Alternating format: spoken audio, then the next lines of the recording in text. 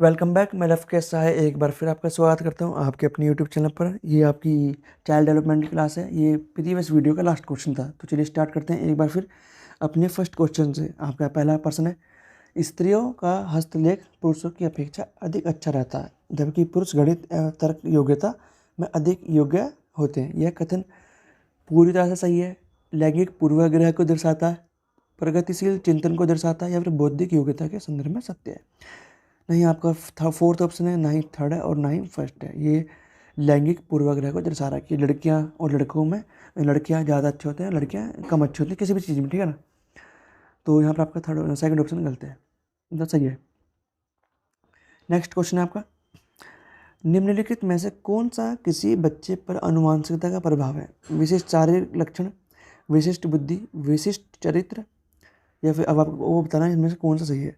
केवल ए, second option आपका केवल बी, थर्ड ऑप्शन आपका ए और बी, और फोर्थ ऑप्शन है ये सभी। तो यहाँ पर जो आपका फोर्थ ऑप्शन है ये ठीक है। यदि आपने आनुवंशिकता और वातावरण नहीं पढ़ा तो आप उन्हें जाके पढ़िए, ठीक है ना। वो जो आपका टॉपिक है वो भी इम्पोर्टेंट है। नेक्स्ट क्वेश्चन है आपका, सामाजिकरण सहयोग करने वाले व्यक्तियों में हम की भावना का विकास करता है और उनमें एक साथ कार्य करने की इच्छा तथा क्षमता का विकास करता है। निम्न विचारकों में यह कथन किसका है, मतलब ये बात किसने कही थी, अब आपको भी बताना है। तो पहला ऑप्शन है आपका किम्बल यंग, दूसरा ऑप्शन है आपका रॉस, तीसरा ऑप्शन है आपका वाइगोत्स्की, और फोर्थ ऑप्शन है आपका अरस्टो। सीक्वेंस के आगे पीछे हुआ पड़ा है। तो यहाँ पर जो आपका सेकंड ऑप्शन है रॉस, ये बात इन्होंने कही थी, ठीक है। नेक्स्ट क्वेश्चन है आपका, दो व्यक्ति मतलब दो व्यक्तियों के में जिन कारणों से विविधता पाई जाती है उन्हीं के आधार पर व्यक्तिगत अंतर के प्रकार निर्धारित किए जाते हैं। निम्न में से कौन सा व्यक्तिगत विभिन्नता का प्रकार नहीं है? व्यक्तिगत विभिन्नता का प्रकार कौन सा नहीं है? शारीरिक विभिन्नता व्यक्तिगत विभिन्नता का प्रकार है, मानसिक क्षमता व्यक्तिगत विभिन्नता का प्रकार है, ठीक है। और जो आपका मूल प्रवृत्ति है संबंधित अंतर, और फोर्थ ऑप्शन आपका व्यक्तिगत संबंधी अंतर। तो यहाँ पर आपका जो थर्ड ऑप्शन है वो आपका व्यक्तिगत विभिन्नता का प्रकार एक तरह से नहीं है। तो यहाँ पर आपका थर्ड ऑप्शन जो नहीं वाला आपको वो बताना था वो थर्ड है, ठीक है। नेक्स्ट क्वेश्चन है आपका, बच्चे के विकास के सिद्धांतों को समझने में शिक्षक की सहायता करता है। क्या सहायता करता है? शिक्षार्थी की आर्थिक पृष्ठभूमि को पहचानने में, या फिर शिक्षार्थियों को क्यों पढ़ाना चाहिए यह उचित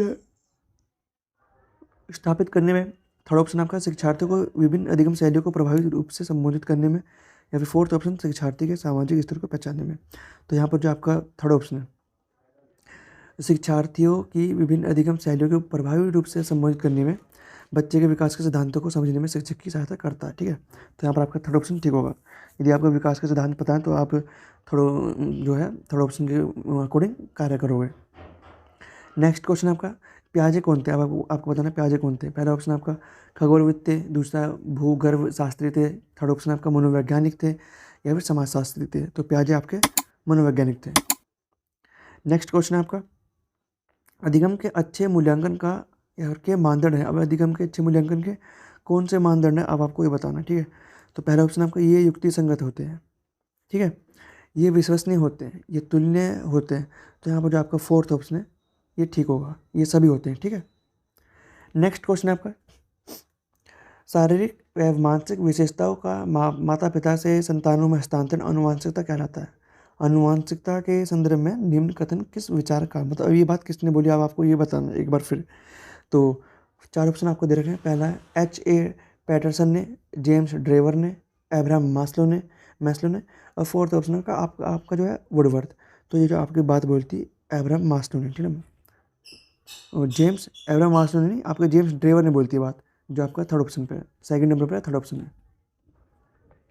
नेक्स्ट क्वेश्चन है आपका, अधिगम में आकलन किस लिए आवश्यक होता है? सिर्फ ग्रेड एवं अंकों के लिए, या फिर जांच परीक्षण के लिए, या फिर प्रेरणा के लिए, या फिर पृथक्करण और श्रेणीकरण के उद्देश्य को प्रोत्साहन करने के लिए। तो यहाँ पर जो आपका थर्ड ऑप्शन है वो यहाँ पर ठीक होगा, ठीक है। प्रेरणा के लिए जो आकलन है वो आवश्यक होता है।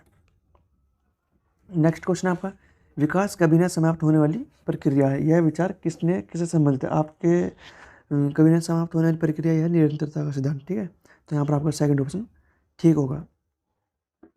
नेक्स्ट क्वेश्चन आपका, मनोवैज्ञानिकों का ऐसा मानना है कि बालकों में अंतर होता है। और किस लिए अंतर होता है? उनकी रुचि के आधार पर, उनकी योग्यता के आधार पर, उनकी क्षमता के आधार पर, या फिर उपरोक्त सभी। तो यहाँ पर जो आपका फोर्थ ऑप्शन है उपरोक्त सभी के आधार पर बालकों में व्यक्तिगत अंतर होता है, ठीक है।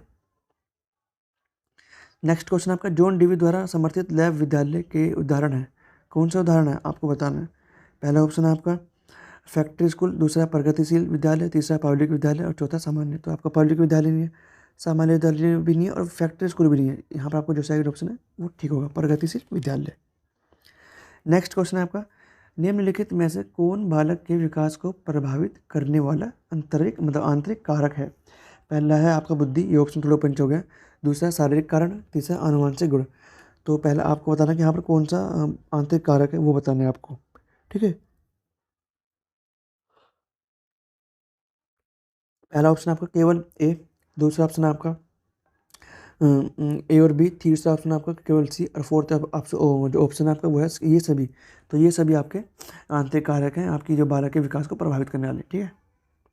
नेक्स्ट क्वेश्चन आपका गणित में अधिगम योग्यता का आकलन निम्न में से किस परीक्षण द्वारा सर्वाधिक उचित है तरीके से किया जा सकता है।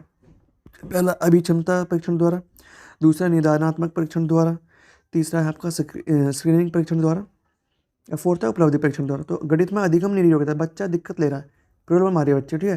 तो अब क्या करोगे, निदान करोगे, प्रॉब्लम को पहचानोगे। तो यहाँ पर आपका सेकंड ऑप्शन ठीक होगा। नेक्स्ट क्वेश्चन है आपका जो फाइनल क्वेश्चन है इस वीडियो का, मानव के व्यक्तित्व पर निम्न में से किसका प्रभाव पड़ता है।